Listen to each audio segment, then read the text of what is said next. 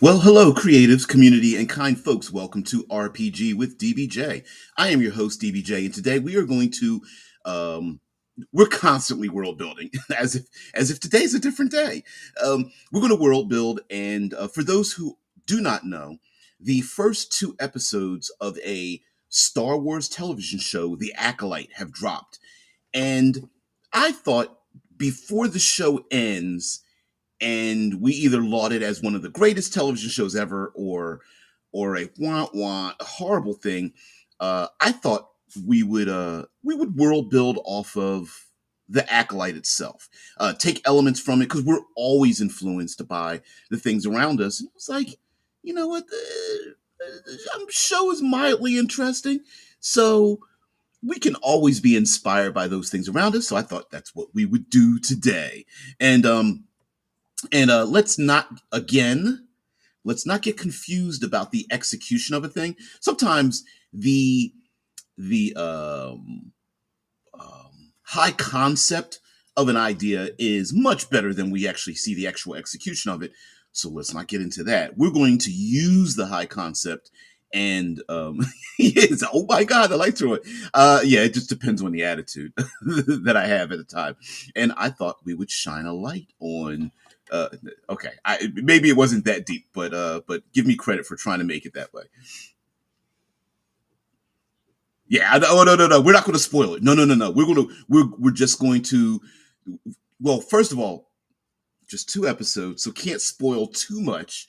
And second of all, the entire show hasn't aired, so we're going to just build off of the high concept and go from there. So of course we love ourselves some Star Wars, and I guarantee you that all you guys know far more about the history and the lore and the Wikipedia pages and all that kind of stuff.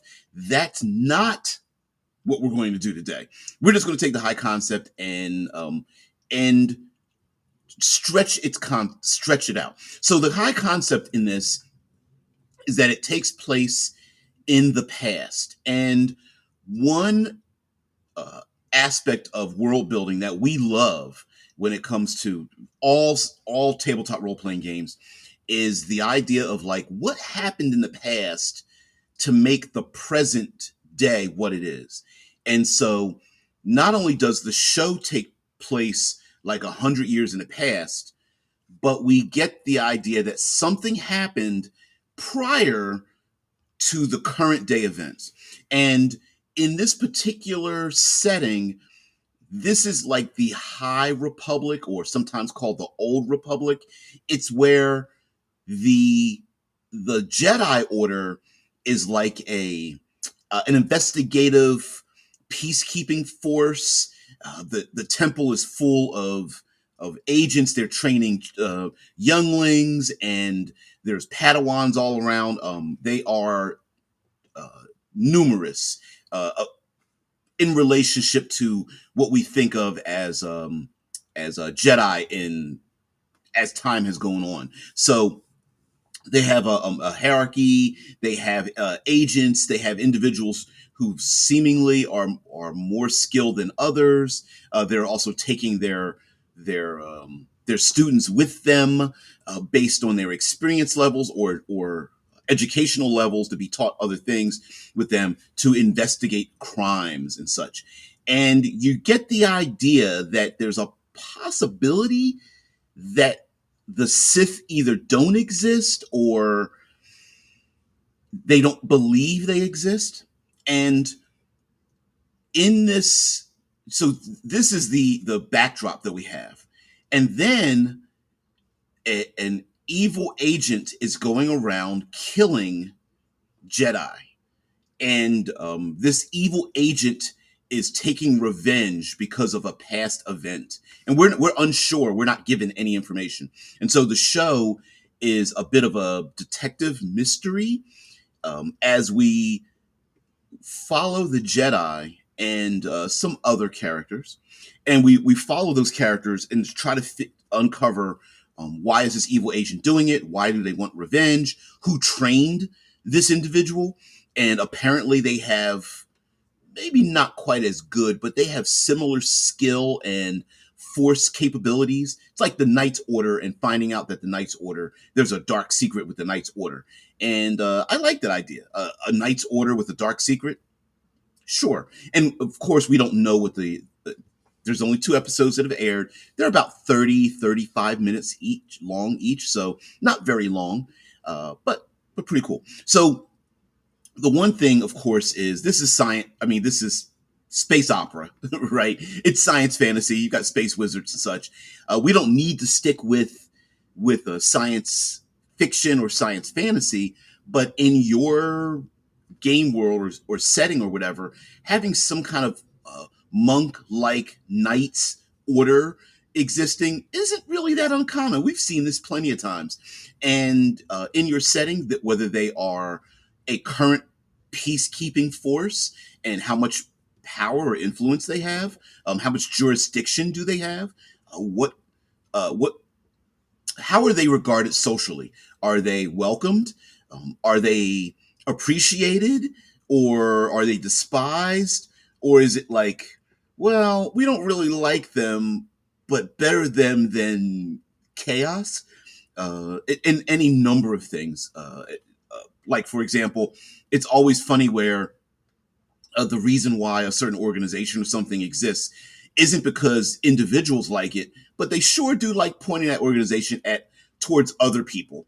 And so it could be a possibility that your monk-like knight's order in your setting is like a proverbial pawn in other people's machinations. Like, oh, I don't like them pointing their attentions at me because they can kind of see through my lies and deceptions, but they sure do help pointing them at other people. Like major criminal organizations will do that. Will use law enforcement as a weapon against each other by pointing hey, I know I got arrested. I know I got caught. I'm going to give you information about my rivals to shut them down instead, that kind of thing.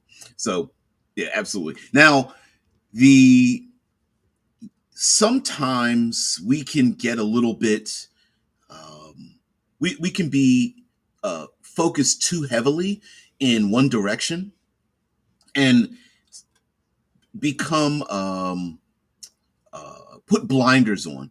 And what I mean by that is, while mythologically it can make sense for, like, for example, a criminal organization doesn't exist any longer and all the members were arrested or annihilated and there's no evidence they exist ever again, done, amen, hands wiped away, whatever, right? That seems a little bit unreasonable for, like, everything of, like, absolutes are very, very difficult to come across. Absolutes are, especially when it comes to beliefs or behaviors or actions or things like that, it's very easy to have people slip through the cracks. So now mythologically, historically, maybe there was a great, always pure, always well trained knight's order that completely eradicated evil, amen, and then come to find out that, well, it really didn't work out that way, is a good idea, right? Like the myth of the thing could, we defeated the evil lich, or took out the evil alien empire or something like that. But did they really take out all the aliens? Probably not. And the End King says there is risk to ratting out your rivals. That's how multiple continents were colonized. Yeah, right. Yeah, I mean that's not just a common practice. That's like a built-in feature, right? It's kind of effed up too, but it's like, well, look at us, look at them, look over there, while I like back my way out of the situation or something. Whole government's backing out, like, well, they did it too, so we shouldn't feel guilty. It's pretty funny.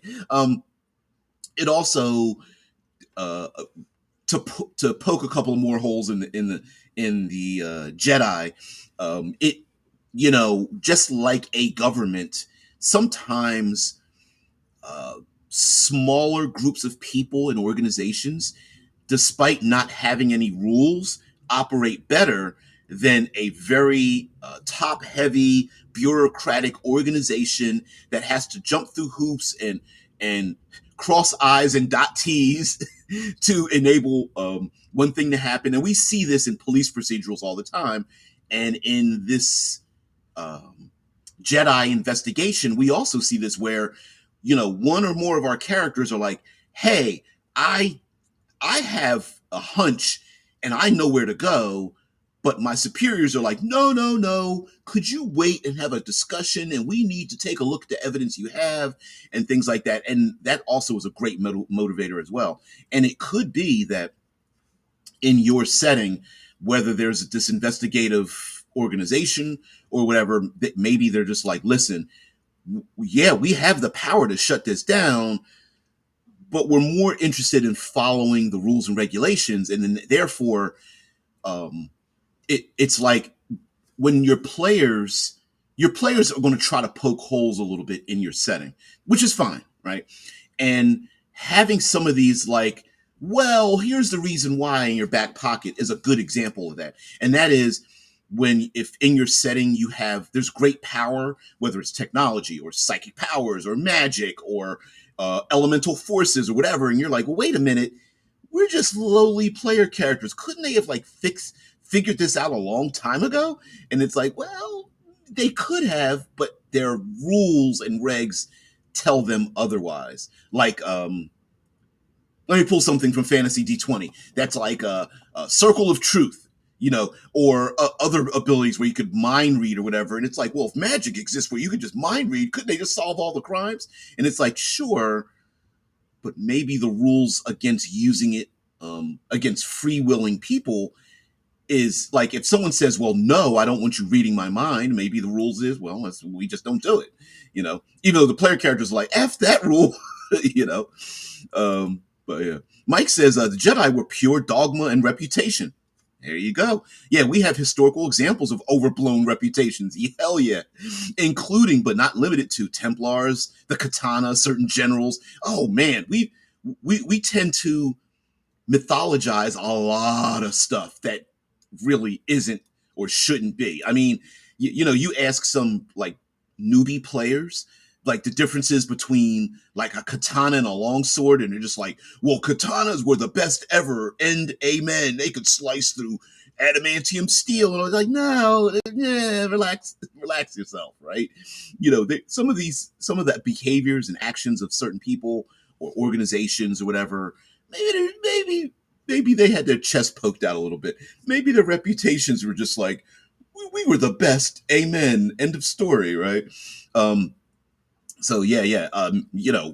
Could your Jedi like faction in your world really not be as good as people think it is?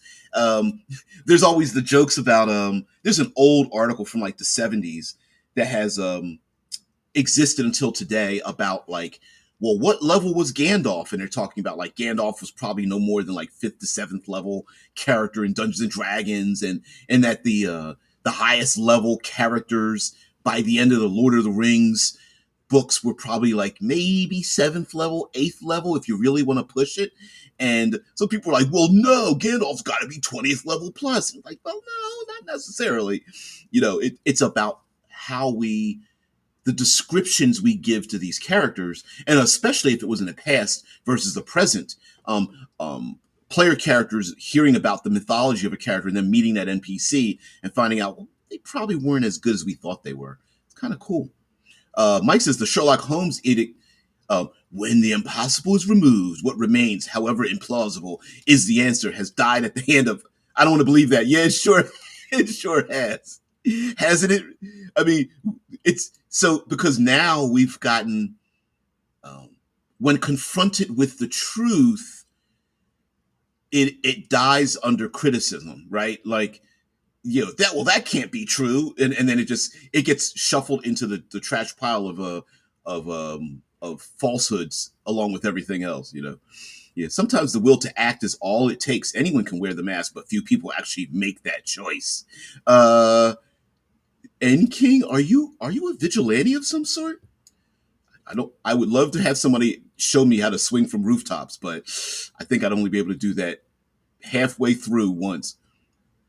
Of course, the will to act can also be dangerous if you aren't sure you're correct. Yep. Yep. And most of us can never be 100% correct about most things. We speculate, even if it's even we're 99% sure. We're still like, I'm still not sure, but we didn't take a chance on it, right? So Mike says, okay, Gandalf literally cast global invulnerability to hold off a Balrog. That's pretty high level. Um, that's if we presume that's what it is, right? Like, was it like a shield spell? Was it just like, hey, I have like a +2 protection benefit from like a ring or a staff or something? Like, you could make that argument, but I do agree. Like was it like a globe of vulnerability or something? I don't know. And what was the Balrog anyway?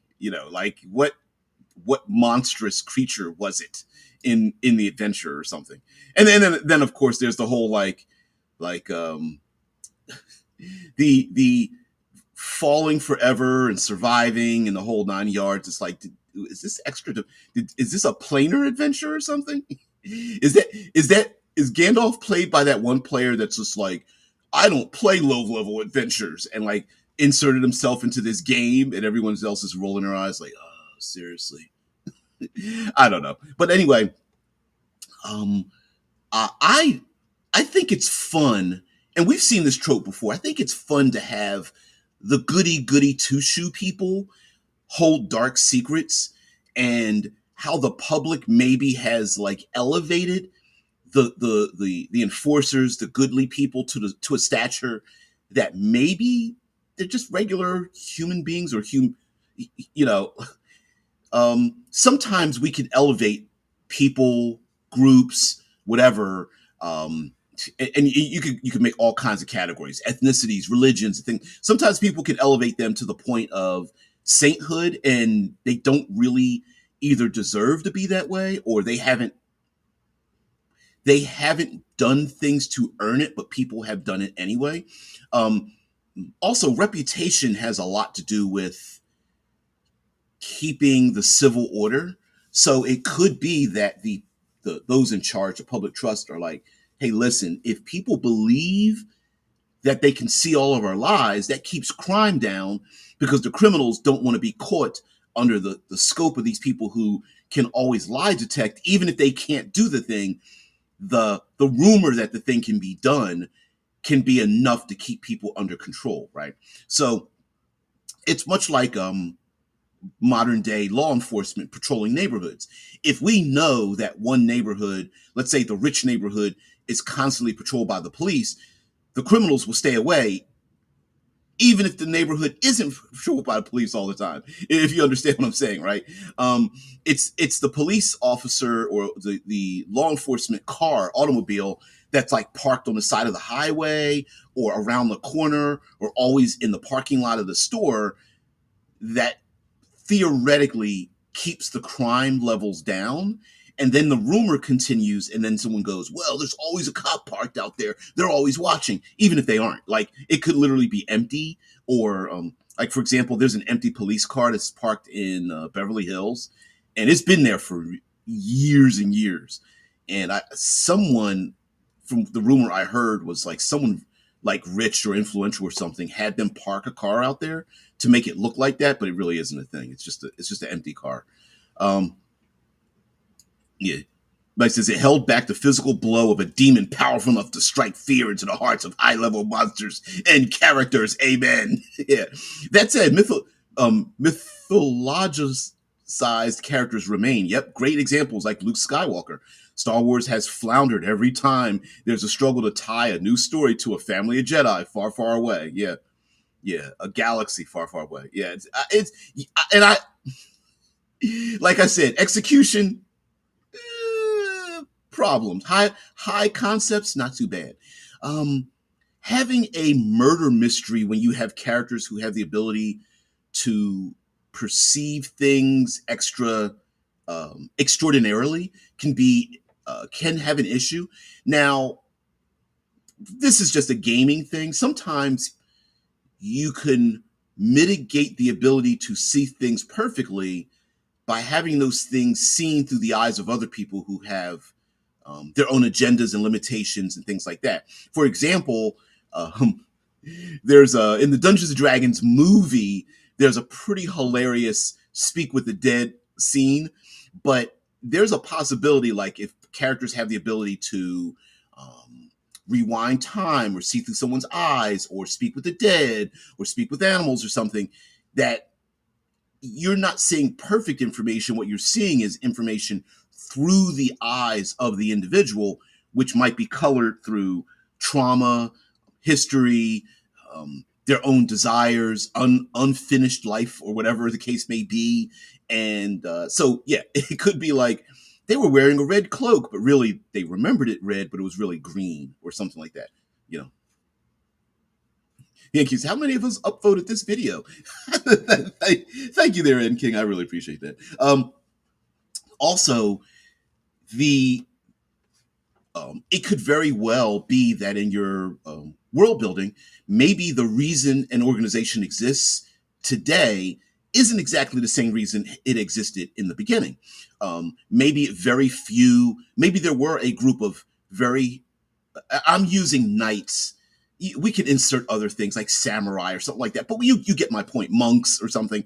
But maybe a certain period of time in the past, there were a small group of people that did a very heroic thing, or rooted out an evil, or arrested or brought to justice, evil nobles, criminal organization, an insidious evil like that was infiltrating or whatever.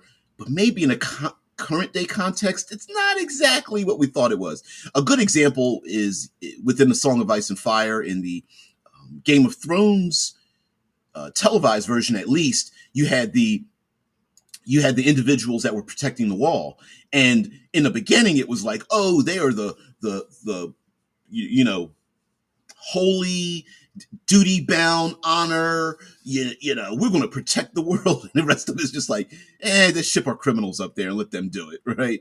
And it could be that the original intent of the organization has kind of changed. Maybe it's very political, and there's like backstabbing, and they're more interested in clearing cases than they are in truly uncovering great evils or something.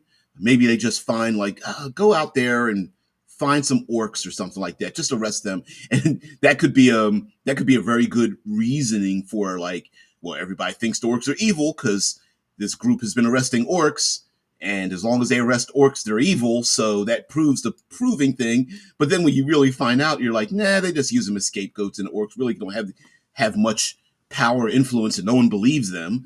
And maybe we might be talking a little bit too close to modern day, but sure, right? That's a possibility as well. Mike says, yes, Speak with Dead is a great example of imperfect narration.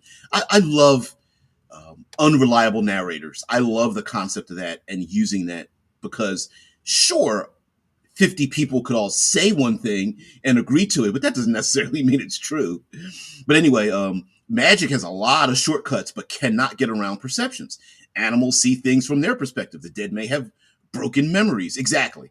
Yeah, mysteries ensue because the facts are often nuanced. Stories demand cut and dried answers, but life rarely provides them. Things are often complex. That's hard to write well. It is very difficult to write.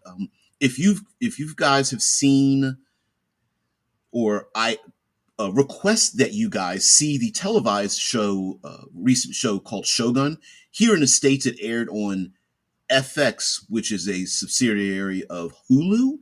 But the writing in it is excellent because there's all the face acting, and then there's different languages, and then there are characters who are translating for other people who are mistranslating based on their emotions or their agenda or whatever. And it's very well written, very well written. Yeah. The N King says, yeah, they use Speak with Dead in the movie Rashomon, questioning a woman's dead husband, but his perception of the crime was biased. Exactly. Exactly. I've run games in the White Wolf world, Wraith the Oblivion, uh, first edition, and there were a number of times where characters were just like, oh, we're the dead. We should know what really happened. And it was like, even they didn't know what happened because uh, in Wraith the Oblivion, you play a character known as a Wraith, and you're dead. And characters own biases even change the end results of the characters who were investigating their own murders. And it was like, no, it didn't really happen the way you thought it did because your emotions took over. It was like, oh, wow, that's kind of cool. Yeah. The Ant King says Shogun was the book I read through the entirety of high school over and over again. Isn't that book like how many pages is the book Shogun? 1,700 pages. Yeah, it is a chunky book. Oh man, the first draft was 2,300 pages, and Clavel cut it down to 1,700 with the help of his editor, German Gulab. German Gulab. Yep. 1,700 pages. Yeah, it's chunky. Yeah. And yeah, Shogun is brilliant. Incredible acting. Yeah, tight writing, amazing cinematography, well worth the time. I absolutely agree. If you have not seen it, or you're like on the fence, like I heard the hype, but I don't really believe it. It's yeah, it's there. It's there. They changed it from the book, but it didn't matter. It was really that good. If you remember the book, I remember the book. I haven't read it in a while, but I did remember certain features of it. It didn't matter. The book is excellent. Yeah, even the way it wrapped up, I was just like, yeah, they stuck the landing and everything. Now, and the ending isn't what you think it is. It is less about the it's less about what happens and more about what we are led to believe will happen. And then we are convinced, like, yeah, it's probably going to happen this way. Anyway, it's pretty cool. So, which also leads me to think in when you have like an order, especially one with a lot of influence, this is a great way to create adversaries without creating enemies. I know that sounds far too similar, adversaries versus enemies, but in really great storytelling, oftentimes what you have is your protagonists, your main characters. Those are your players, or if you're a writer or creator or something, you have your main characters, and they are on a mission. And the basis of drama is a character has a want or a need, and then there's something in the way of them getting that want or need. And many times there are adversaries. Now, an adversary isn't necessarily an enemy. An adversary is someone who is in the way of the character getting what they want, but maybe they're actually focused on the exact same path. Again, law enforcement procedurals, if you ever see, like here in the States, we have a lot of police, FBI, investigative procedural television shows and movies and things. And oftentimes we have our maverick cop who doesn't want to follow the rules. And then we have our stickler for the rules character. And the challenge is navigating, okay, we could break all the rules, but breaking the rules proves the point of the criminal who's like, yeah, you have to follow the rules. I break the rules, but you have to follow them. And that means I have a loophole to get away. Or how do you, and how do you navigate following the rules to ensure that a criminal is brought to justice when we all know the criminal has brilliantly manipulated one or more of those rules to create a loophole in the first place. And players may be heading one direction and go, listen, we don't have to pay attention to rules. We're heading in a straight direction. And the adversary may be, listen, we agree with you that this person, we agree that, have to make up something, pull something out of my ass. Fantasy. The evil lich is rising on the other side of the mountains, and they are assembling a vast army of undead plus goblinoids plus a dragon or something, whatever, right? Plus vampire lords. And it's like, well, everyone's like, well, we need to stop them.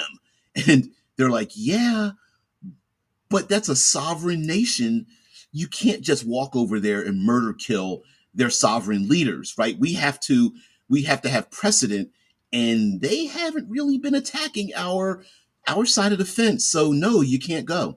And there was back in the 80s, Batman left the Justice League because of just such a thing, because Superman and the other Justice League characters were like, we have to stay out of this country's civil disputes. And Batman was like, for lack of a better word, F that. And then he recruited and created a superhero team called the Outsiders. It was like in the 80s or something like that. But yeah, it was part of that. Batman was like, whatever, I'm leaving. Superman was like, what are you doing? He's like, I'm a free thinking, free human being, aren't I?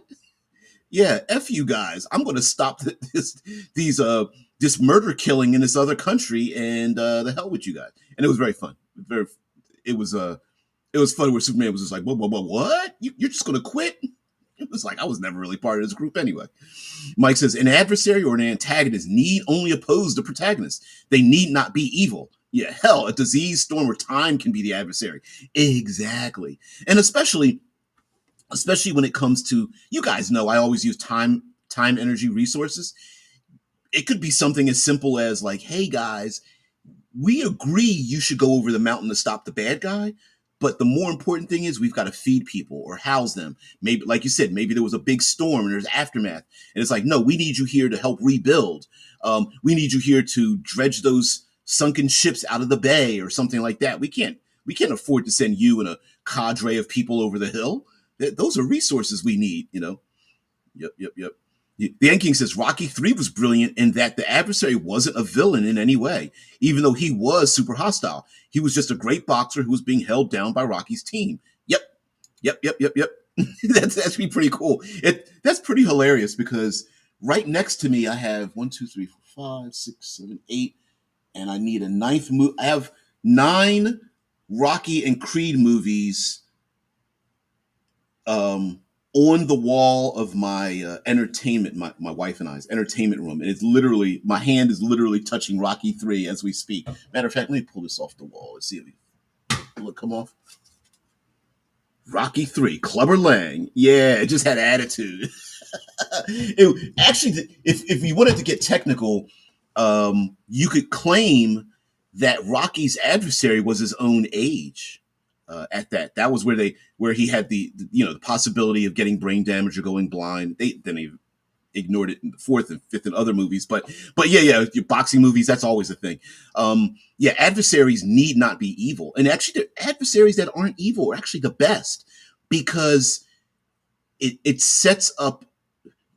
We don't want our players always murder killing everyone that's opposed to them, and it may be more harmful for the players to take out physical violence against an adversary who is like keeping track of them. I mean, it could be family or friends. It could be that the players are pulled in 2 different directions because of their duty or their promises or something like that. So yeah, very cool stuff for that. Also, the circling a little bit back, just to let us know that we're talking about the high concept of using this television show called The Acolyte. It's the Jedi Order. Jedi are being killed, and who's doing it, and how do we find this person, uncover why they're doing it. So while we are watching our main characters find out who's doing it, we from the outside want to know why it's happening. And even with misunderstandings, this is also a great way to get some of your goodly characters kind of on the evil side, if that makes sense. And what I mean by that is that in a lot of fantasy, especially in your monster books, you have a lot of characters in there, or monster stats, or whatever you want to call them, that are the good ones, right? The gold dragons, the cloud giants, etc. And you don't often get to use them to their fullest because, well, they're good, right? How often do they do evil things to be good? But it could be that there are emotional stakes involved. For example, in the movie version of Black Panther, we find out that a member of the royal family who had left Wakanda and allowed vibranium to escape from their hidden country, nation, whatever, is killed. And that was a secret, and the child was left behind back in the States. And then our current character, Black Panther T'Challa, who takes up the mantle, is like, whoa, wait a minute, what? You killed one of our own family members and left one of the children for the royal family out there in the world wild, and you didn't do anything? Like, that's not right. And you were my dad and you did this? And so it could be a dark secret no matter how true the dark secret could be. It could be someone could be guilty because they think it's a dark secret, and in modern day we go, well, that's no big deal. Or it could be that the dark secret is the thing that built the society on top of itself. The Watchmen is a good example of that, where um, spoiler alert, both from the graphic novel and the movie, millions of people are, and well, that was a TV show as well. Millions of people are murder killed by the machinations of an individual who's evil, who thinks he's doing the good thing, who creates world peace by unifying everybody under a lie. And one of the characters in the Watchmen is actually killed himself because he's like, I can't live with this lie. I don't care what the end result is. And it could be this like knightly monk-like order was based on a lie. Maybe they really didn't stop the evil. Maybe the evil just left, and they're just like, I guess we'll take credit for that too. You know, Mike says the perceived antagonist in 12 Monkeys wasn't the real antagonist at the end. I love that movie, 12 Monkeys. Yeah, that's the trick of writing from a flawed perspective. The original Planet of the Apes was the same. The real villain of the story was humanity all along. Exactly. In 12 Monkeys, excellent movie. Excellent movie, especially when you get to the end, you're just like, you do the, the shaking, what? Wait, what? And then realize like the whole mission, it failed. Yeah. Yeah. The villain of the story was humanity all along. Yeah. A well-written story will often challenge the reader's or viewer's perceptions and make them question their thoughts on the story's progression. Yeah. Yeah, I agree. And even I agree that the movie Watchmen was underrated. And it does sometimes we consumers can feel triggered when we are given hard decisions about a thing. And uh, the movie Ex Machina, some people didn't like the way the movie Ex Machina ended. The high tech movie. The movie Her is another one that has a an ending that's a little bit unresolved in a way. And hell, in the movie, I understand there's someone in the movie that's problematic today. In the movie, The Usual Suspects, Kaiser Sose, right? There's even some questions about the ending of that movie. Like, is Kaiser Sose a real person? Because it's like, oh, well, he walked away. He's Kaiser Sose. It's like, is he really Kaiser Sose? Or did he make that up like on the spot? Or is Kaiser Sose an actual real character? Or is this just a made up thing that's mythologized into this criminal that this criminal is using as a method to keep whatever. But yeah, there's sometimes there's layers upon layers, and you go, wait a minute. And yes, it is very much a trolley problem. Like, if you could press a button and you cause the deaths of millions, but it would create world peace, would you do it? And um, the trolley problem. Do you let an out of control trolley, kill 5 people standing near the tracks, or do you move a lever, divert it off of the track, but it kills one person? And then there's different ways. Some people are like, they add different individuals, ages and ethnicities and races and religions and things like that. You can change up the trolley problem in different ways, by putting some people in a way, like a child. You're like, oh, well, if it's one person versus 5, then the one should win. And you go, okay, well, what if that one person was a child? And then and that this is a sci-fi channel. What happens when you program self-driving automobiles that have to make that decision? Is it like, oh, drive off the side of the road to kill one, even if it's the passenger, rather than killing 5, unless one of them is a child, in which case, do you make the decision to kill the multiple to save the child? And even though they didn't have the ability to make that decision in the first place, it's that kind of stuff. All right. Hard circling back. Also, when it comes to murder-like investigation in role-playing games, of course, your best games are the ones that incorporate that kind of thing, right? Call of Cthulhu, Gumshoe, games that involve those types of things, like that are built around um, investigative maneuverings. And yeah, yeah. Kaiser Sose, getting back to mythology, could effectively be the boogeyman or Baba Yaga of the crime world. Yep, yep. Um, John Wick, the Joker, kind of fit into that category. Yeah, a darker version, you could say, of the Dread Pirate Roberts. It's the name, not the person. Yeah, exactly. And the thing is, what if this is world building, right? What if your Knight's Order has a big bad out there that doesn't exist? Or they allow the big bad to exist because it's the continuation of their own existence, right? Like, well, the evil lich that's on the other side of the mountain, we're constantly in conflict with them, even though basically they're just like, psst, guys, let the lich go. That's what keeps us around, right?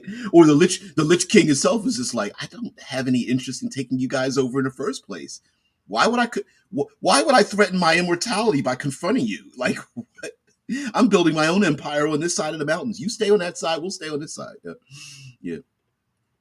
The End King says that choice was also an iRobot. It really slapped Will Smith with a moral conundrum, and built the character. Right? Spoiler alert for a 20-year-old movie, maybe. Um, I don't know how old. But yeah, in iRobot, you Will Smith's character was drowning, and the robot mathematically saved his life instead of a child that had a less chance of being saved.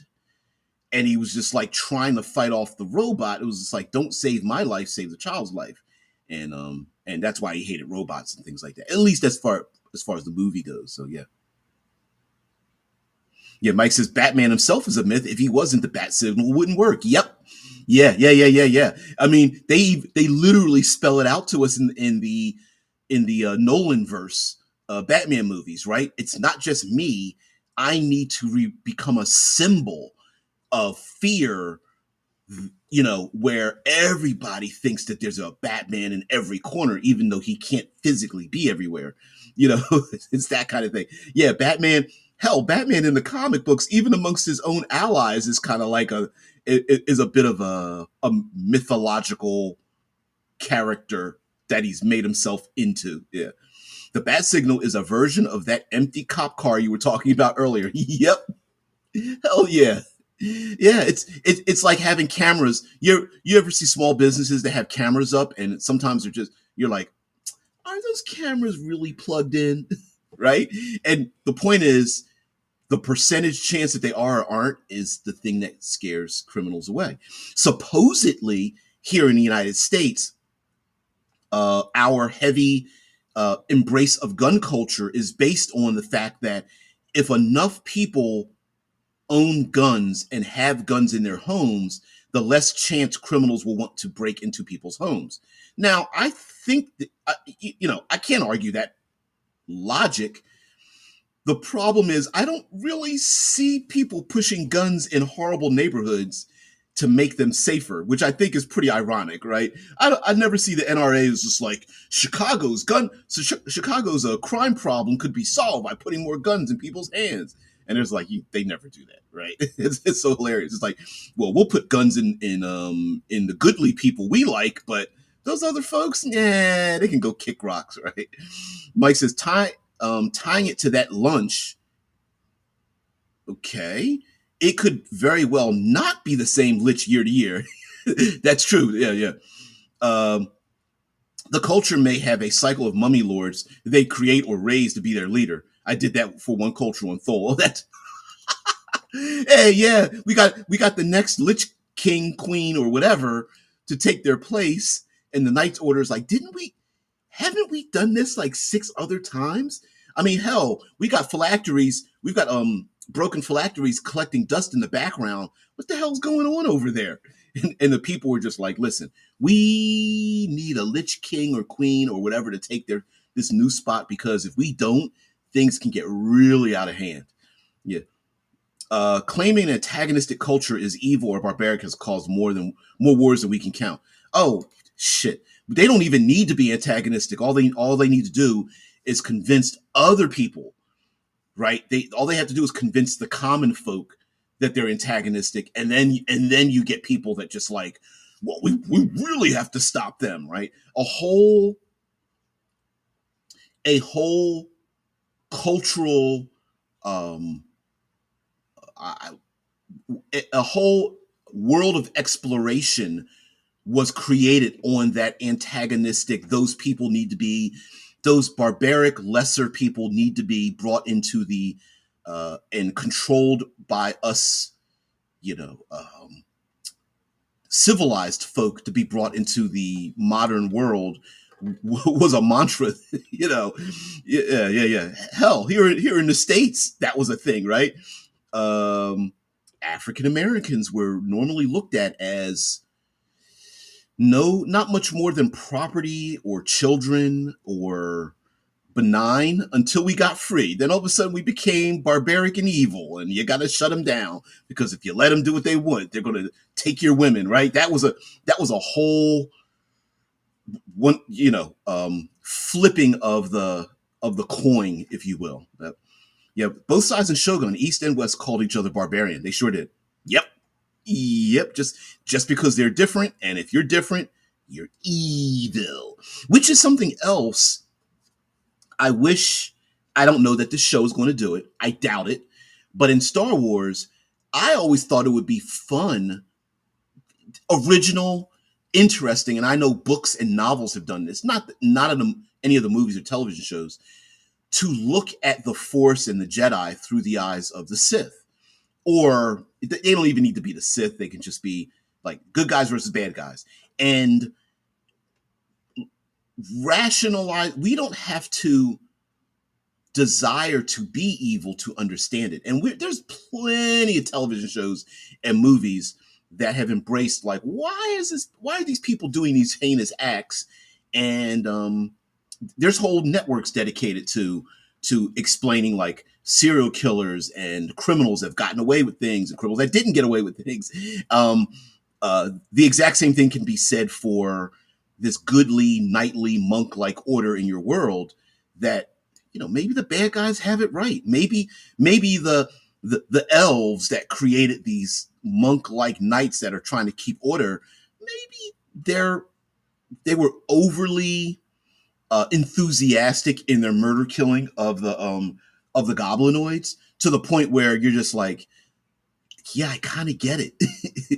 You guys went into the caves of chaos and murder killed all the children and pregnant, monsters in there, and the PCs are like, well, the monster manual said they're chaotic evil, so, which I've heard that explanation so many times.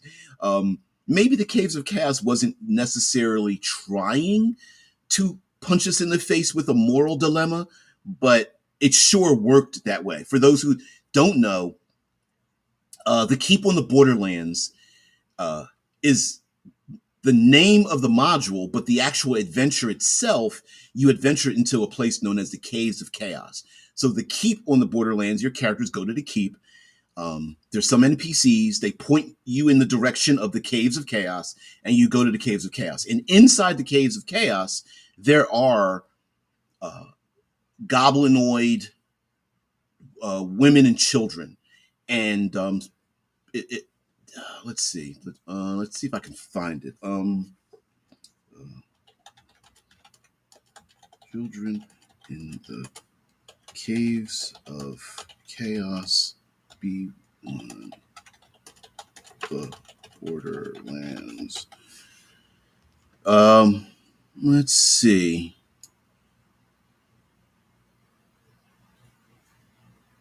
Keep on the Borderlands. I remember Volstat. Let's go to Wikipedia first.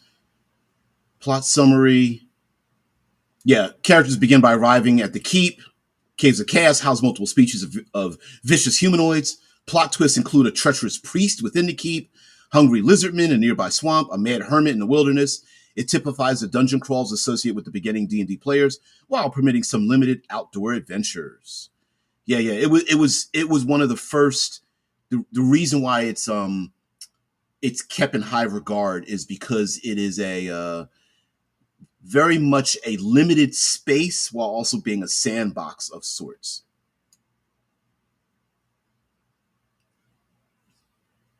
Yep.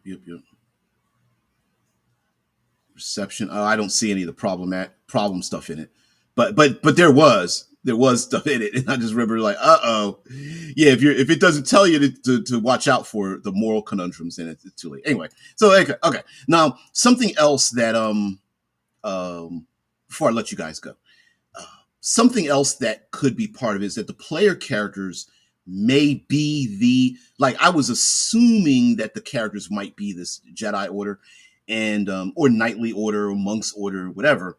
And it could be that they don't know that there's a grand lie that they are helping to reinforce. And that's a great motivator for players. Players absolutely positively hate being manipulated, stolen from, being told what to do. And if the players are supposed to go out and murder, kill all the evil things, and come to find out that they are just being used as pawns to keep up a very fragile but useful lie, players tend to rebel against that kind of thing, and that's really and that listen, we've seen that storyline used plenty of times as well, and using that again. Improv and prep are basically the same thing. All unused prep is your improv fuel. You can always stick that in your back pocket and go, oh man, when the characters join, if there's one or more of the characters are like, yeah, we sure would love to join I don't know, the Flying Lions or something is this grand Knights Order that exists in your world. They ride on the backs of griffins, and they're known as knights, but they're also like healers, and they're like the equivalent of like a combination of saffron robed Shaolin monks plus knights, and the PC is like, man, we sure would like to have an adventure where we become one of them, and use a game master. Oh, maybe they might recruit you and train you, or give you magic items, or whatever the case may be, and then you find out like, no, they've been keeping the evil forces at bay, but the evil forces have never really tried to take over in the first place. Yeah. Yeah, but being pawns in the premise of every Shadowrun scenario. Yeah, always being manipulated and backstabbed by a Mr. Johnson, right? Yeah.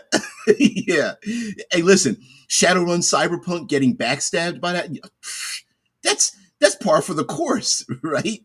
Um, Absolutely. Hell, we've even seen Star Trek do this, where the Star Trek Enterprise or other version thereof gets sent on a mission, and you realize, or the crew realizes, we're being used as pawns or sacrificial or something like that.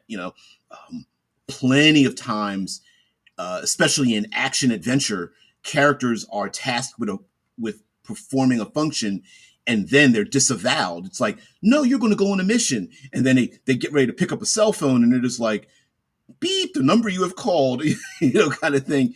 And it's like, oh shit, they're blaming us on this thing. Um, we see this storyline where players arrive at a location, they open up a door, and there's dead body in there or bodies.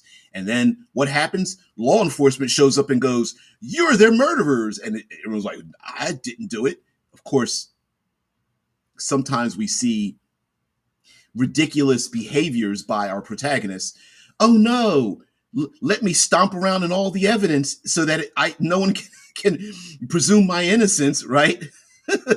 Let me stomp around all the evidence and stuff, get blood on my hands, and then somehow, despite being a very well-mannered, very well-educated character who is in control of themselves under stress, for some reason, now I can't get my words out as I get arrested and run away from the authorities and have to prove my innocence, right? It's that kind of thing. We've seen that. We've seen that portrayed horribly with terrible execution, but it happens. But it's a trope for a reason, and While we do make fun of tropes on this channel, and I actually haven't turned into a TV tropes website in a long time, but we make fun of tropes, but tropes have a reason for sticking around, and it's because they work. Yeah, putting down the barbarian horde has been the cause of colonization over and over, too. Yeah, yeah. That Night Order might just be the vanguard of an oppressive force. The example, Avatar, I'd argue that Starship Troopers is the same, too. Yeah. Oh, Starship Troopers, for those who, I leave this up here. For those who don't know, go, if you saw Starship Troopers as a youngling, go back and watch it now. It's about fascism. That's what it's about. That movie is so tongue-in-cheek brilliant. It is more than just an excuse to like have action adventure and fight bugs. It's actually a movie about fascism. It's hilariously funny in the way that you're just like, it beats you over the head. Like the whole movie is a recruiting tool for fascists. Because it actually starts out that way. Do you want to know more? Oh man, yeah. There's zero solid proof the bugs did anything. Yeah, but they're blamed, and this attack sound familiar? Yep, blamed. Literally the bugs are blamed for a thing. They struck Buenos Aires. We have to shut them down. Yeah. While you have while many of the characters are like distracted by some like I don't know very childlike soap opera stuff in the background while they have children being shown automatic weapons and things. Yeah, Anon says, yeah, the movie and books are both very different, but very good. Yet in Starship Troopers, the book, don't they wear power armor? Isn't it more of a one of those like war military tactics type of books? Anon says, yeah, now we have the Hell Divers. Yep. Hell, when we did our series about Planescape and the evil planes, you know, the chaotic, the neutral, and the lawful evil planes, and how they look at themselves in a different light than the goodly planes look at them. And it makes you're just like, wait a minute, you know. So anyway, guys, thank you very much for being part of the show. I really appreciate it. Thank you very much for spending your valuable time here. I hope I can make change for you. And if again, call to action, if you've gotten this far, please do so. Also, for those who don't know, hey Timothy, what is that? An owl? Will it show up? I think it's an owl. Thank you. For those who don't know, I know this is a side note. Drew knows this. There's a gentleman that wrote a book called The Heroine's Labyrinth. And sorry, if you want to be a writer, may I suggest that you acquire this book. And if you don't acquire the book because you want to do some reviews on it, please check out search for The Heroine's Labyrinth. Douglas A. Burton is the writer of the book, and has some really great. It is in opposition to the hero's journey, and it is brilliantly done. I love it. Yeah, Mike says in D&D, the Blood War is far more nuanced than just baddies fighting each other. Yep. Yeah. I love the philosophical nature of it. I really do. I wish it was embraced more. But you know, you got to sell books, you got to make money, right? And but I really wish the philosophy of the alignment spectrum was embraced more about that, which is really cool. But whatever. But anyway, guys, thank you very much for being part of the show. I really appreciate it. Again, if you guys have any ideas or subjects or whatever, you know, yell it out there, put it out there in the blogosphere. I'll find it, and thank you very much. Anyway, guys, have a great one. I'll see you later. Peace and tranquility.